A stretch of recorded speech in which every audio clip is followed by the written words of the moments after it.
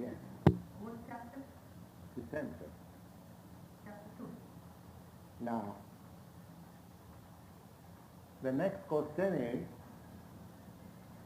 that the Mayavadi philosophers, they say that because I am now covered in ignorance, therefore I see individuals.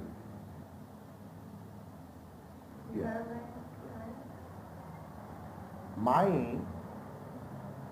This individual experience that you are Mr. Such and such, you are Mr. Such and such, you are Mrs. Such and such, this individual experience is due to my ignorance.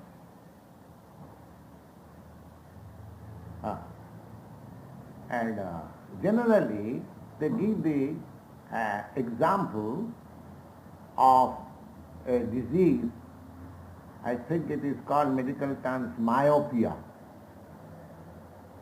Myopia means they see this moon in two.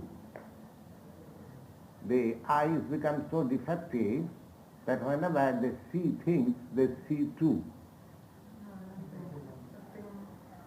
Yes. Myopia is when you have to see very near. It may not be myopia, but some disease. Somebody sees. Yes, yes. In two. Sickness? Yes, it is sickness. The Because the thing is one, but due to my disease of the eye, I see one thing two. There is a disease. There is a disease like that. Usually people who drink. Anyway, that's a abnormal condition. In abnormal condition, sometimes we can see one thing into two, divided into two. So now, that ignorance you cannot apply to Krishna. Because he is all perfect. And if he is not all perfect, then there is no value of his instruction.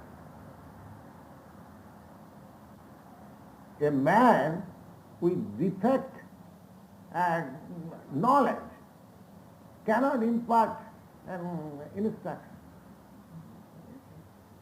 His instruction, therefore, the whole Vedic process is parampara system. Parampara system means that I cannot deviate, I cannot make any interpretation. Evam parampara praptam imam rajan sayo vidu. You will find in the 4th chapter. Now you are reading 2nd chapter. You will find, as you have explained in the introduction of Bhagavad Gita, that because just like I am speaking to you, I am an imperfect person. I cannot give you any knowledge. I cannot manufacture any knowledge. If I do that, then I shall deceive you. I can simply present before you the original knowledge. I can explain it in an understandable way, but not deviating from the original text. Now here it is clearly stated by the Supreme Personality of Godhead that natu eva ahanga jatu. Ahang means Sri Krishna himself. Now sometimes we make some grammatical jugglery of words, but I cannot understand. Now aham, myself, when I speak, aham, myself is applicable to me. When you speak, the aham is applicable to you. But that does not mean because there is a common understanding of myself between you and me, therefore not that I and you become one. When you speak, you say, I speak. When I say, I speak. That does not mean this I and that I becomes one. Sri Krishna says like that. Natu aham. Yes. He, that means this aham Sri Krishna. And not Twang and you, that means Arjuna. And na ime janadhipa, neither all these kings. That he is dividing the whole audience into three. Myself, yourself and they.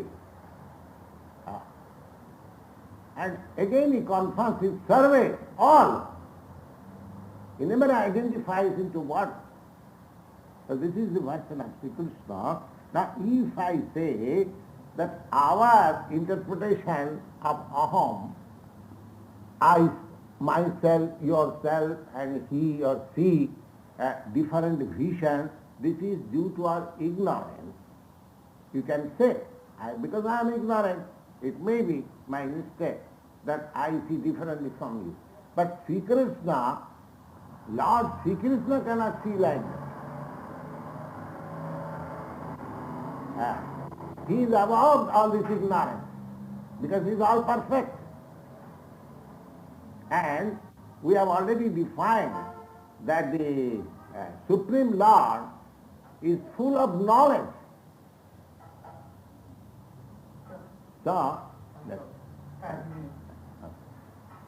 he is full of knowledge, supreme knowledge. Now, if the Supreme Personality with full knowledge, he cannot commit any mistake. No. How can he commit any mistake? Then there is no meaning of full knowledge.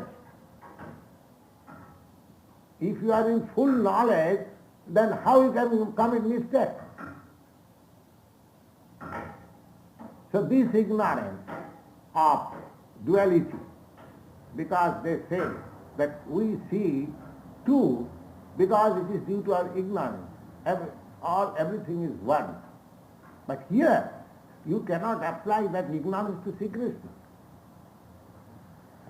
Otherwise, his instruction of whole Bhagavad Gita, which is so importantly taken by all authorities, all scholars, then it is at once rejected.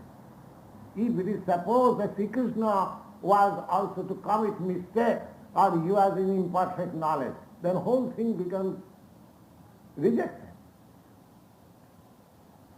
So it is not like that.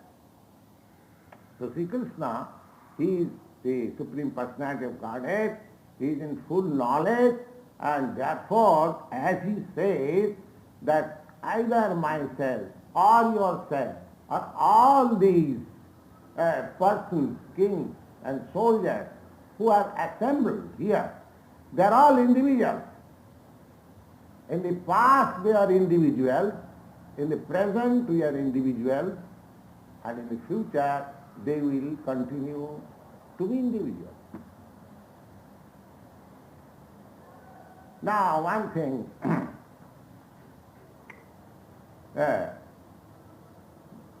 suppose another argument is that due to ignorance, just like an animal, it thinks that there is water in the desert, and there is water in the desert.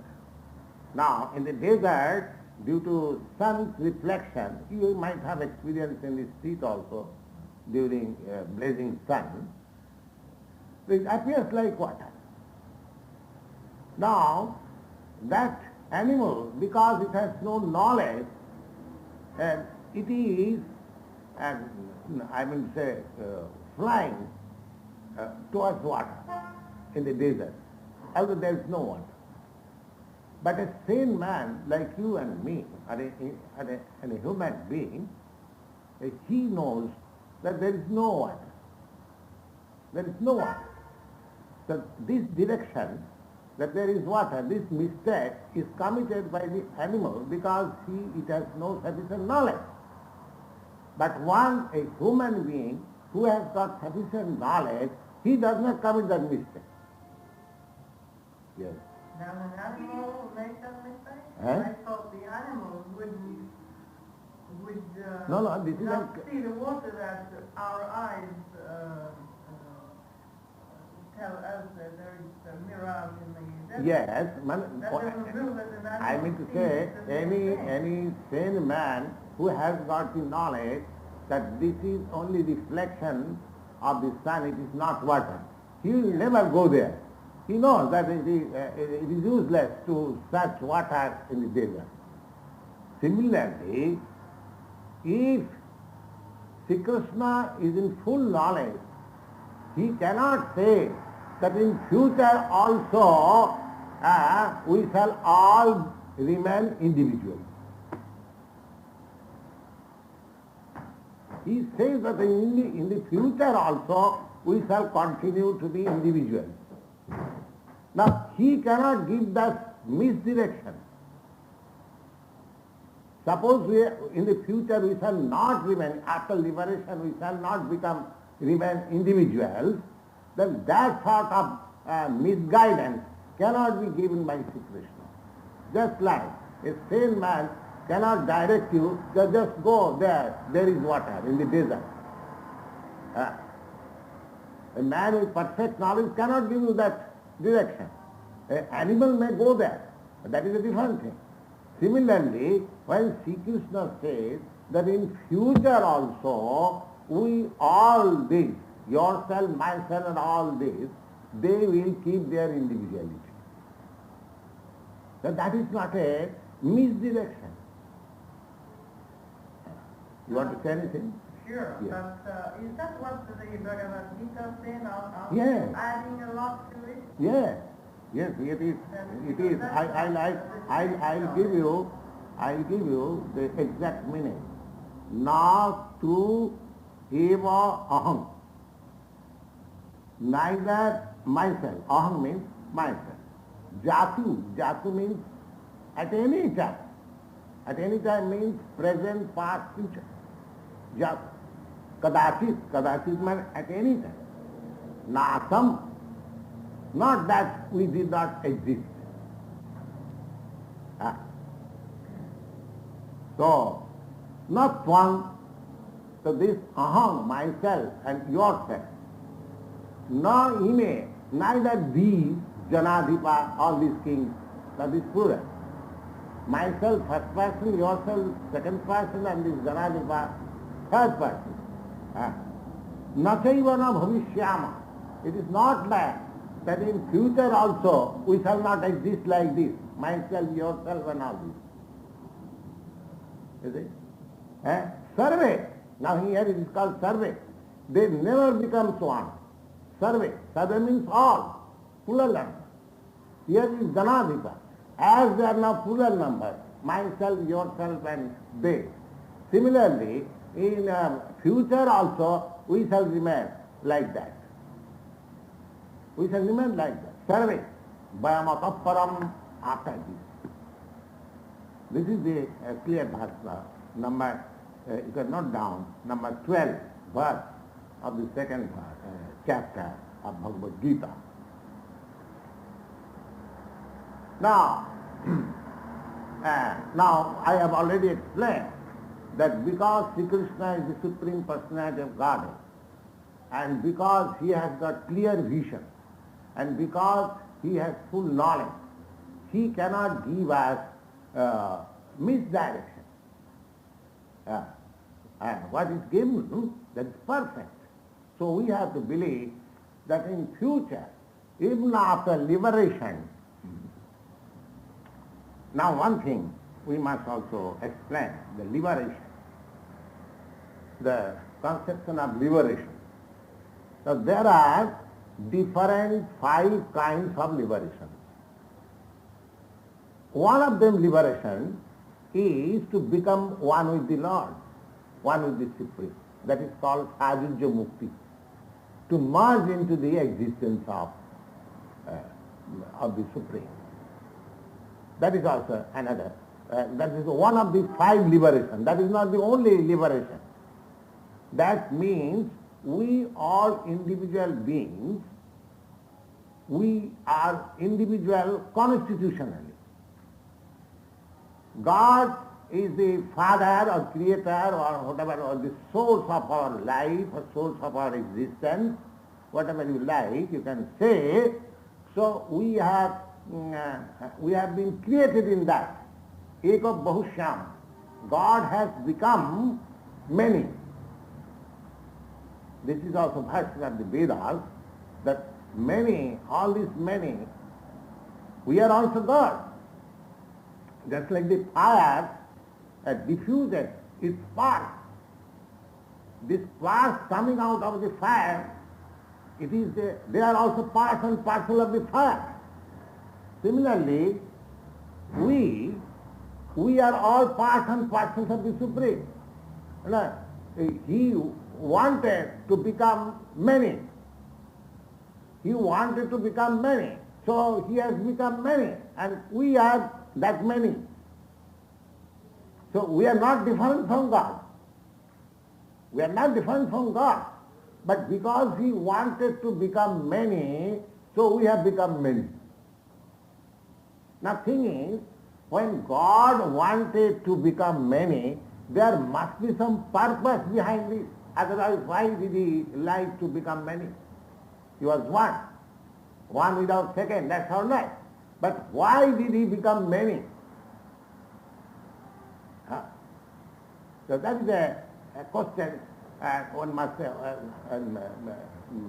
like to put, that why God became many.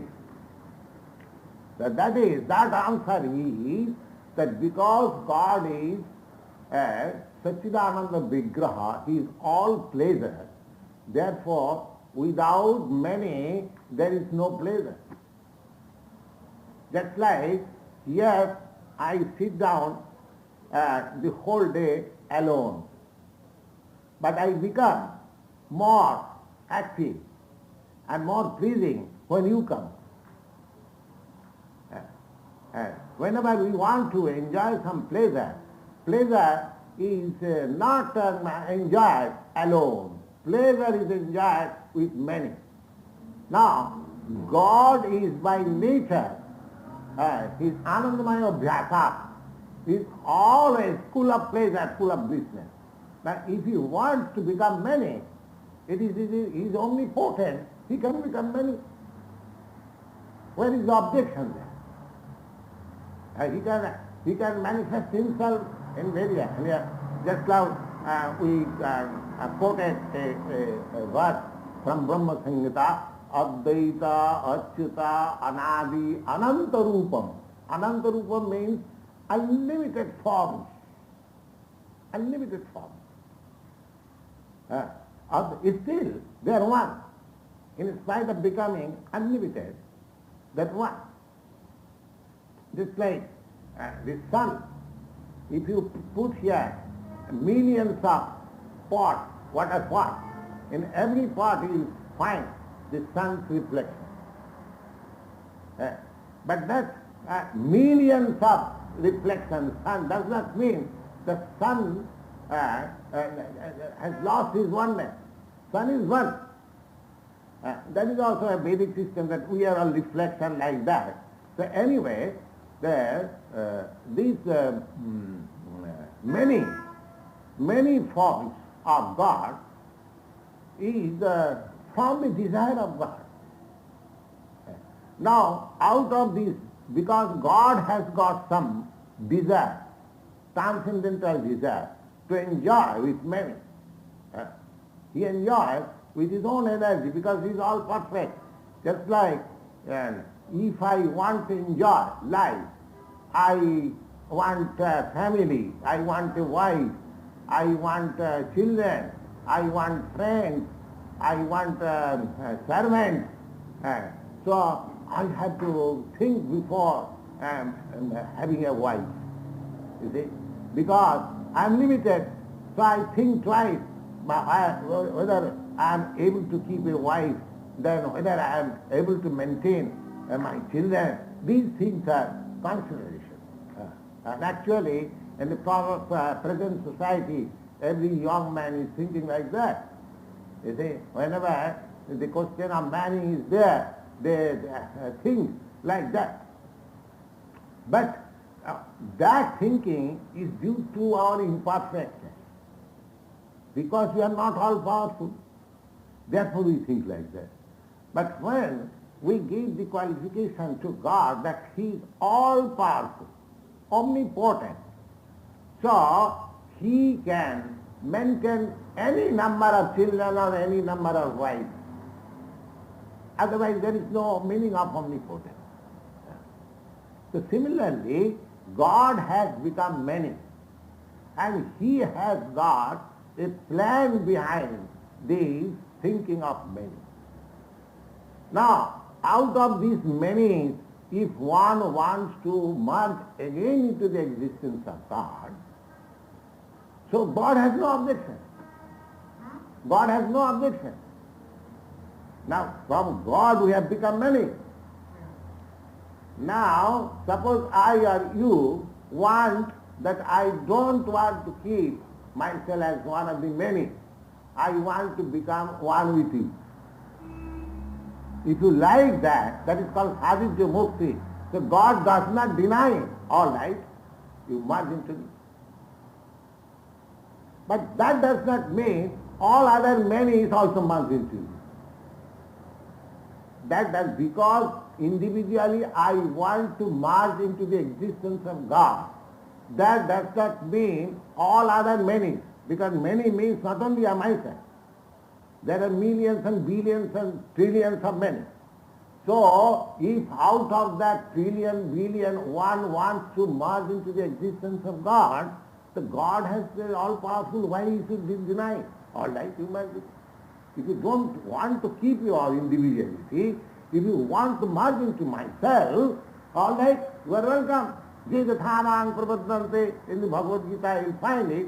Anyone who wants me in any way, I fulfill his desire. So, that oneness, merging into the existence of God, that is not a general rule. That is a specific instance only, that if anyone wants to merge into the existence of God, he can do that. God has no objection. But if others, that does not mean that everyone as a rule merge into the existence of God. No. There are others. Just like another example, you take it. Generally this example is given that the rivers all flow into the sea and they become one. Or the drop of the ocean water when put into the ocean, the drop of the ocean water loses its existence, is become one with the. That's all right. Now, if you have seen the ocean, there are always millions and millions of drops coming out by the dashing of the waves. You see? That is going on continually. And some of them again falling into the water. They lose the drop existence. But that does not mean that the creation of drop is stopped. Even from that example, you see. And because the river water comes and merges into the sea water, that does not mean the river, all rivers have stopped. The rivers are there. Then another example, now there are many aquatic animals within the water. They are also, now as the drop of the water emerges from the sea water and again merges into the sea water. So that is a nice example. But these fishes these aquatic animals, they are also born in that water. Nobody has given these aquatic animals from anywhere else. They have taken their birth from that water. They are also born of the water. Just like the drops of the water are also born of the water. Similarly, these living aquatic animals, they are also born of the water. Now, the drop of the water merges into the water and loses its existence. That does not mean there are other living entities within the water, millions and billions. They also lose their identity. They keep their identity. So, some of the living beings may merge into the existence of the God. That's called sadhujya. But there are many millions and millions and billions of ananta. They want to keep their existence and enjoy the association of God. That is the difference between jnani and bhakta. The jnani's ultimate end is nidbhed brahmanusandhan. They want to become one with the Supreme. He does not, the jnani does not want to keep himself separately from the Supreme. He wants him to be merged. You mean the Nani yogi? Jnani, yes, jnani. Jnani, not yogi. Gandhi. Jnani. Jnani means philosophers, empiric philosophers. Empiric philosophers, you see. Brahmavadi. Those who want to merge into the existence of Brahma. That they are called jnani. And those who meditate on God within himself, they are called yogis. This is general definition. And those who worship the Supreme as personality of Godhead, they are devotees. Yeah, So, from what point? The name you say Jnani and Bhakta. Jnani, yogi and bhakta. Bhakta. Bhakta. The other one. Bhakta, Yes. like the Bhakta. Bhakta. Nani, how do you spell it? Jnani. Jnani. Jnani. The spelling is Jnani.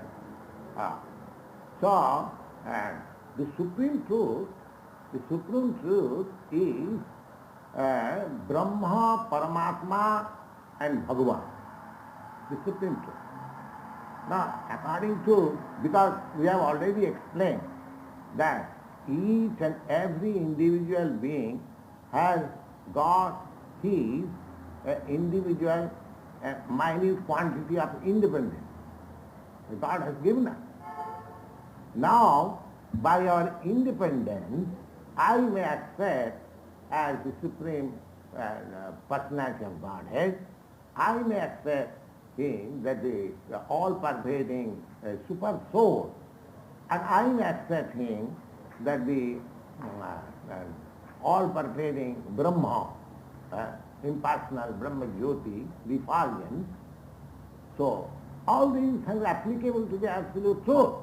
Now, it depends on my discretion whether I want to merge into the existence of the Lord, whether I want to keep my individuality and associate with him as friend, as father and mother, as wife, just like we have got relations. So that depends on my discretion. But now, comparatively, if we study that if we merge into the existence of God, at least in the opinion of the bhaktas, that is not acceptable. That is not acceptable. They know that the God has created me as individual being, so he has got some purpose. And because he has created me for some purpose, I must fulfill that purpose. I must fulfill that purpose. Now, I can give you another crude example that from the mother, suppose a few children, half a dozen children has come. Now, what is the intention of the mother? The mother or the father, mother, father, same thing, who has taken the responsibility of the children, they want to be happy. Otherwise, why people are and taking so much trouble whole day for maintaining their children. There is some happiness. Nobody wants to take so much trouble. But at home, because there is some happiness by seeing the children, by maintaining the children, but therefore he takes so much time. Now, at the same time, the children has also some troubles of life. Now, if one of the children requests the mother, "Mother, you have given birth to me, but I find my life very troublesome. Better you again put me in your belly." Is it a good proposal? It is not at all a good proposal. That is a disappointment. Oh, the mother says, "Oh, my dear son, you are in trouble, therefore you want to come again into my village. You want to merge into my existence again." Well, the mother is unable, she cannot do that. But if such kind of request is made to the Supreme Lord, he can accept that. For him it is not possible, impossible. All right, you want to merge into my existence, come on, I take it. But the thing is, whether the son who requests the mother or the father like that, he is sane person. The sane son, the intelligent son will think, well, my father and my mother, they have brought up me, they have begotten me, they have given us our life. All right, let us serve our parents, let them be happy, our activities, so that is the natural way. So because God has created us in so many individual living entities, we are all parts and parcels, just like father and son or mother and son. Sons and are the parts of the body of the mother. We get this body from mother's body. That's the fact. Similarly, you will find in Bhagavad Gita also that this material nature is the mother and the Lord is the father. And the father is giving seed into the womb of the mother, and we have all come out from it. We have got this material body. Similar thing. Now, this point that to merge into the existence of the Supreme Lord, if it is proposed by some individual soul or individual living entity, that can be accepted by the Lord. Sadhya Mukti. That is not very difficult. But the thing is, whether we should think like that, whether it is good for us, that is my choice. If I want to merge, you follow me what I say, if I want to merge into the existence of God, just like if your son wants again to merge into your existence, because you are a human being, it is not possible for you, but it is not impossible for God. God can accept, all right, you want to merge unto me, all right, come on, I accept it. So that is not impossible. So that merging into the existence of God, there is a liberation like that, but that is not the ultimate. I want to see. Then it is liberation from the individual. Yes, but there are other individuals who may not agree with that kind of salvation or liberation. They want to keep their individuality and enjoy the Supreme Personality of Godhead company, just like Arjuna. And in the 4th chapter, you will see that Arjuna, when Sri Krishna said to Arjuna that this system of yoga was first explained to the sun god,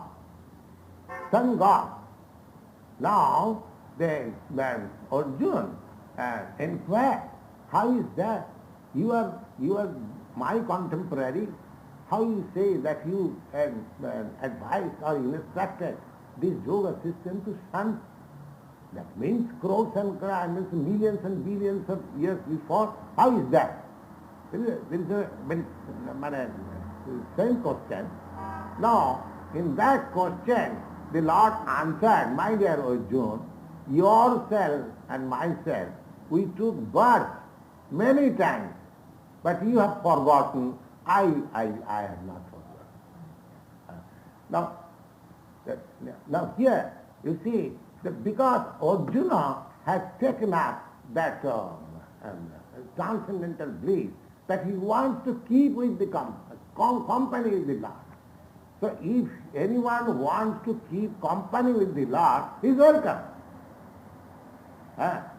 There are 5 different kinds of relation with God. Shanta, Dasya, Shakya, Vatsala. I think I gave you one day. Could you give by name the 5 kinds of liberation? Yes. In English? Yes. One is with the Lord, emergence. Emergence means the merging into the existence. This is called Sajujya Mukti. Sajujya. Yeah, but in English? In English there is Sajujya to become one. Become one. Yes. Sajujya Mukti means liberation by becoming one with the Lord. Okay. What is number 2? Yes. I'll explain. Yes. Mukti means liberation. Mukti means now we are in egoistic condition with this material body. Now mukti means when we shall be liberated from the material existence and we shall get our spiritual life proper. That is called mukti. Just like a person is suffering from disease, fever. Now when he is out of fever is attacked, he is called mukta. Roga mukta. Roga mukta means he is free from the disease. Similarly, mukti means because we are now encumbered with this material body, as soon as we become free of this material conception of life, that is called mukti. That is called Brahma Bhuta. Brahma Bhuta. Generally, Dr. Mishra is teaching this, that what you think of yourself, what I am. I am not this body. That is the whole process of this teaching. So, we have already discussed, and the same point is being discussed nicely in Bhagavad Gita, that we are not this body. Our material identification is wrong. So we have come to that point, come to that state, you see, that I am not this body. And because I am not this body, therefore, I have no connection with this world. Because my connection with this world is due to my body. Is due to my body. I consider one woman my wife because I have got bodily connection. I consider somebody my son because bodily connection. I consider this country my country because my body has grown up from this land. So in this way, as soon as one becomes free from the conception of identification of this body, he becomes a liberated soul. Therefore, you find in Bhagavad Gita in the later chapters that as soon as one emerges out from this conception, he is prasannatma. Oh, I have no responsibility. I have no responsibility. And Brahma Bhuta prasannatma na sojati na kanthati. As soon as he is liberated, just like a man freed from the attack of fever or any disease, when he is recovered, he finds himself happy. Oh, now my disease is now gone. I am happy. Similarly, as soon as we come to the spiritual understanding of our existence, then our life will be joyful. That is the sign. Whether a man is freed from this material existence, mukti, mukti can be achieved even in this life. Mukti. It is a question of conviction. Now we are convinced fondly that I am this material body. And as soon as I gave you the other day the example of Socrates, he was convinced that I am not this body. So he was offered poison. He gladly took it. Well, what is that? I can take it. Because yes, then he is Mukta Purush. He is liberated soul.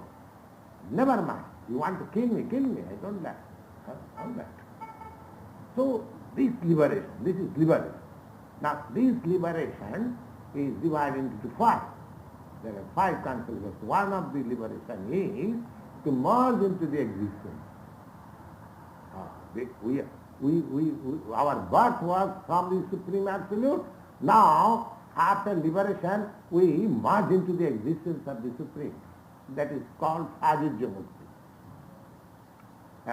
Now, besides the Sajujya Mukti, there are other five muktis which the Vaisnava Sampradaya or the devotees, the Lord's devotees, they accept. They practically, those who are pure devotees, they do not want any kind of mukti. They do not, even they are offered. They are simply after the service of the Lord. They are prepared to suffer any kind of suffering. They are not affected by all those sufferings. What they want, pure devotee, they want that I must serve the Supreme Lord. That is their mission. So anyway, these bhaktas or the devotees of the Lord, for them there are other four kinds of mukti. And what is that? This is Sajujya Mukti, to become one with this. Now there is then Saruppa Mukti. Saruppa Mukti means the spiritual body becomes, as the features of the spiritual body becomes just like the Supreme Lord.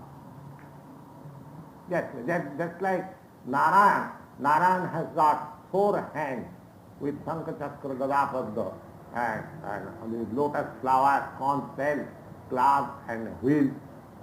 So everyone who takes that Sarupa Mukti just become just like his features of the body become just like the Lord. You see? That is called Sarupa Mukti. S-A-R-U-P-Y-A. Sarupya. Yes, Sarupya. This is called Sarupa Mukti. And Mukti or Mukti.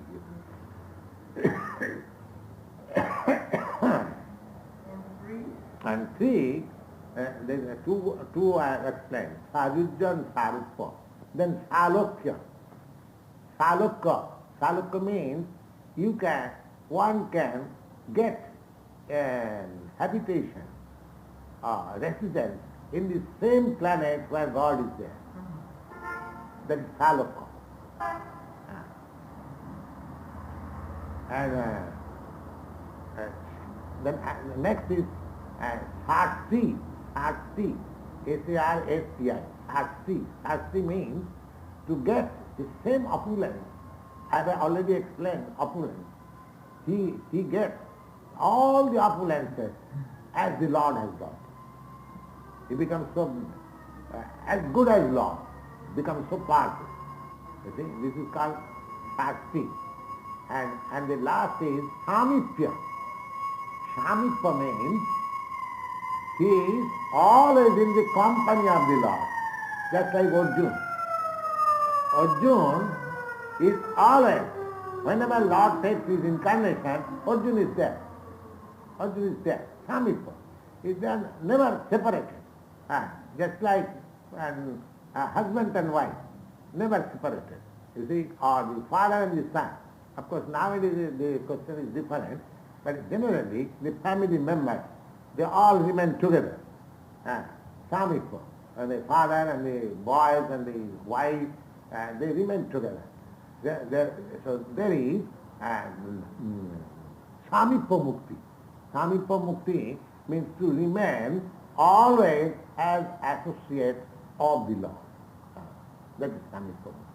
So these 5 kinds of muktis are there, and the purpose is that even after liberation, the living entities, they keep their individuality. Just like as associate of the Lord, as resident of the Lord's planet, or to have the bodily features of the Lord in so many ways, and one can merge into the existence of the Lord. That is also accepted. So simply merging into the existence of God, that is not the only liberation. That is one of the liberations. But the devotees of the Lord, they do not accept such kind of. They do not want to merge.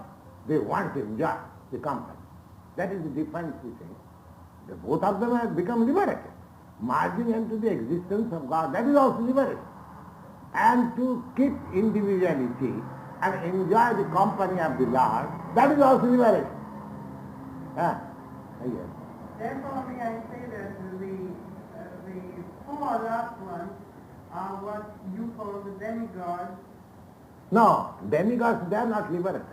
They are not liberated? No. Demigods, they are just like delegated officers for maintaining this material existence. Just like sun. Sun is a demigod. Sun, the moon is a demigod.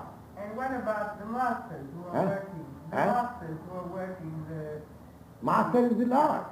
Yeah, but there are different masters of higher degree that you were calling, you were mentioning before. There are some of different degrees who are working. Yes, they define degrees. That's like everyone is servant of the Lord. Yeah, but that's Degree, not what you call not the degree. master. Now suppose, take for example, the sun, the chief living entity, or the chief man or chief living being in the sun planet. Now, his position and my position, there is a vast difference. And he is maintaining such a planet, and he is situated there as the chief man or the chief living being. So his degree of power is far, far greater than the degree of power here as President Johnson or something else. You see? So that degree of power does not make him that he is God. He is not God. He is also servant of God. Anyone, even Brahma, anyone. There is a verse in the Chaitanya Charitamrita that Ekola Ishwar Krishna Arsa Bhritta.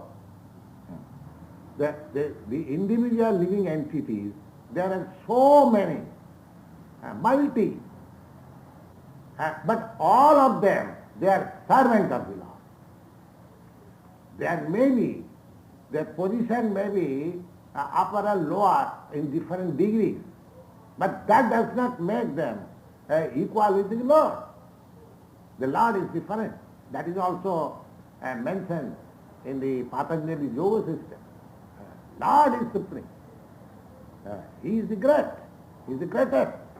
Asamodha. Nobody is equal with him, and nobody is greater than. That means nobody is equal with him, nobody is greater than him, that everybody is lower than him. So, is that question sound? Yes, you were using the other day very often the name of demigods, and that's what demigods are just like you and me. Demigods just like you and me. But they have got a degree of power than me and he. Now you just say the sun. A sun, yes, he's also living. Sun is the planet. The sun is a planet, but there is a controlling deity also. Yeah. There is a control, just like here in this planet, when you go and up, you see it is a ball. But in this ball, there are so many controlling deities here also. President Johnson, Prime Minister of India, this and that and so many things.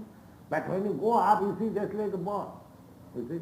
So when you come here, you find, similarly, from the distance of 90 millions of miles, you can see the sun just like a ball, but it is not ball.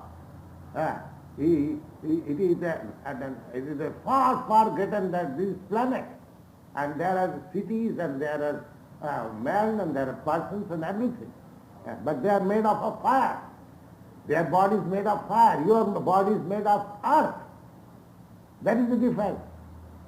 Just like in the water, you cannot live because your body is made differently that you cannot live in the water.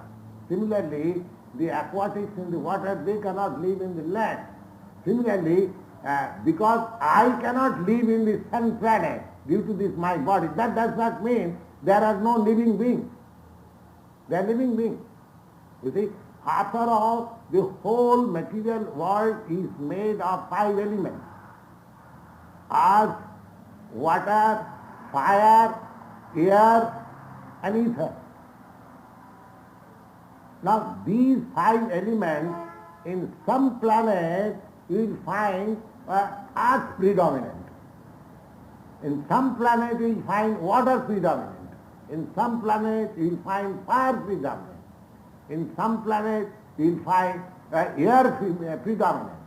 But that does not mean that there are no living entities. There are living entities. The sun planet is a planet where fire is predominant. Now, according to medical science, that by heat and fire, the germs are killed. But in the fire also, they are living entities. Just like Dr. Mishra was giving the example the other day about opium. Now, opium is a dead poison. Dead poison. But in the opium also, you will find some worms. Some what? Worms. Worms? Yes? How it is possible? They are also living entities. If I take a drop of opium, I die. But they are living and they are eating and living there. So because it is impossible for me to eat opium and live, but you cannot say that there are there cannot be no living entities there. Similarly, you have experienced that you cannot live in the fire. That does not mean that in the sun planet there is no living entity. There are living entities. Because in Bhagavad Gita you find that living soul as it is not burned by fire. It is not burned by fire because it is spiritual. The material element has no power to destroy it. It is not burned by fire. So in every planet, it is concluded that every planet there are living entities. There are intelligent beings. And because in the higher planets there are more intelligent persons, beings, they are called demigods. The demigods means they have got practically qualifications almost equal to the Supreme Lord. They have got such qualifications. And divas. And divas. Devas, that is a Sanskrit word, and real Deva means the Supreme Lord. And when you call Devas, that these Devas, they are all obedient servants of the Lord. They are very powerful. So when you become obedient devotees of the Lord, we can get such posts in the sun planet, in the moon planet, in the heaven planet, in the Brahma planet. So the devotees of the Lord, they are not losers. They get more power for controlling power. Yeah, therefore they are called Devas. Devas means those who are there are 2 words used in Sanskrit. Devas and Asuras. Asura. Now the definition of these Devas and Asuras are like this. Vishnu Bhakto Bhaved Deva Asurastad Viparja. Asurastad Viparja. Vishnu Bhakta, those who are devotees of the Lord, they are devas. This is the difference between devas. Devas and asuras does not mean that asura has got a very ugly face. No. Even a very beautiful man, he can be a asura. He can be and even a very ugly man, he can be a deva. Just like Hanuman. Hanuman was a beast. He was not even man. He was animal. He comes from the monkey, species of life. But he is a great devotee of Lord Ramchandra. So he is Deva. So Vishnu Bhakta Bhavet Deva. Those who are unallied devotees of the Lord, they are called Devas. And those who are against the obedience of the Lord, they are called Asuras. Anyone. It does not mean human being or anyone. But in the higher planet, you will find all the inhabitants there, they are all great devotees of the Lord. Therefore they are called Devas, demigods. And therefore they have been entrusted with the management of this material world. Just like confidential persons are given responsible posts in government. Similarly, because they are devotees of the Lord, they have been awarded these posts to be sun god, to be moon god, to be Indra, heavenly god, to be Brahma, like that. So many, Marichi, and so many. You see? Yes. I've been working a lot with the vibrations of music. With music. Oh yes, everything is there. So why do you think that only here in this planet everything is there and there is nothing? This is our foolishness. Just like you have never been to India. But I'm giving an example. If you think that the Indians, they do not eat, they do not sleep, they do not marry, that is a madness. That is a madness.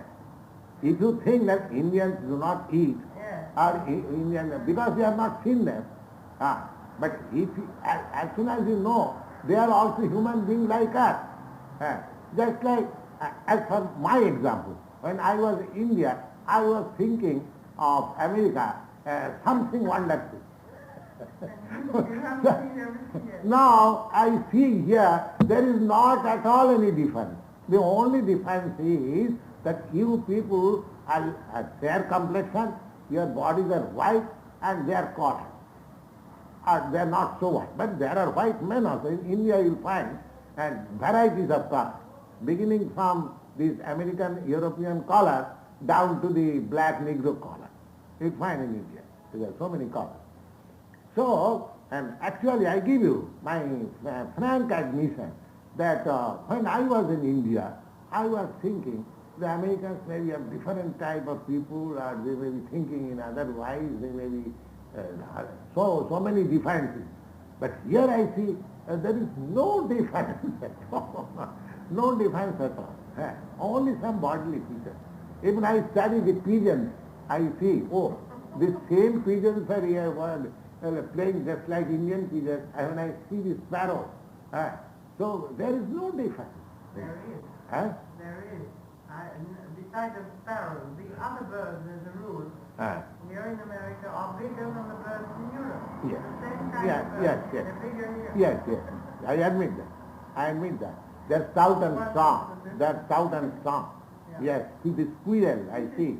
I saw the squirrel in the park. Yeah. Oh, they are also bigger. They're They are bigger. And that is also natural. You see, just like in African people, they are taller. They are taller than the Indian people. Even in, you say, these black Negroes, they are taller than in American people. So there is little difference, of course, that's it. But on the primary facie, there is no difference. Similarly, in the sun planet, in the moon planet, there are also human beings like us. And they are called devas because they are highly intellectual, they are all very powerful than ourselves, and they have got different bodies and different power and everything. Otherwise, there is no question Even great scientists like Dr. Meghnad Shah in India, he says that there is no reason to disbelieve that in other planets there is no life. How can it? Just like because you have not seen India, you cannot say, oh, there is no living being. It is vacant. So these people are going to the moon planet, and they are saying it is full of dust, it is full of clay or something like that. All this foolishness, you see. That means they are not real. Outside they take some photo and they come out. Yes, and after they on the radio, they've seen a lot of flying saucers. Yes, yes. Let them talk all nonsense. But we have got information that this moon planet is a very nice planet, you see. And the inhabitants there, they are very intelligent. And the people who perform past work here in this planet, they are promoted to the moon planet. And it is very cold also.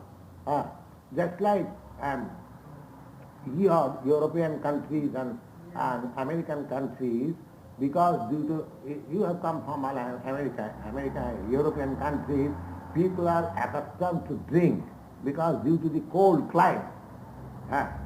Indians are not accustomed. Your drinking is a natural thing in Europe. Similarly, the moon planet is so cold that they live by drinking somaras. There is a kind of liquor which is called somaras. Yes, somaras. Somaras.